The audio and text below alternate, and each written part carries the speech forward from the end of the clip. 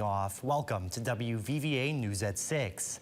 We begin with a developing story in Raleigh County. This week, we've reported on the tragic fire that took a small business in Naoma to its foundation. And today, our Galen Markham is back at the site of Jarrell's Backwoods Towing. She's talking with the shop's owner to learn more about that devastating blaze. We were in the store setting, and they just heard a popping noise, and when they thought somebody was over in the garage working, but there was nobody over, and when they went over to open the door, that's when they saw the flames shoot out, and it was just already out of control.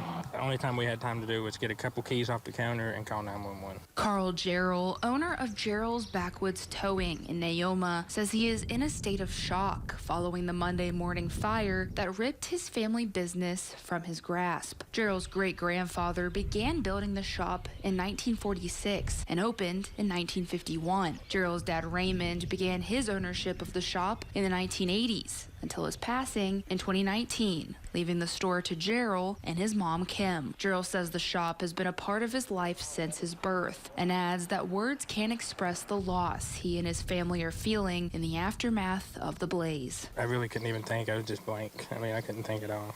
But it's still a shock to me now. Yeah.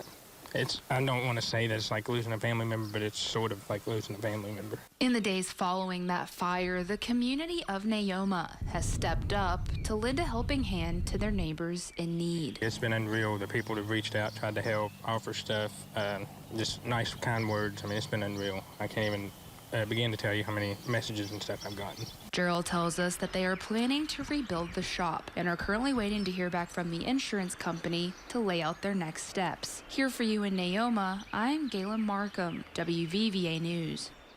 Thank you, Galen. The community in Naoma held a prayer vigil for the Jarrell family earlier today, praising the fact that the employees who were inside the store when the fire started are now safe. That's along with asking for guidance as the family moves forward from this tragedy.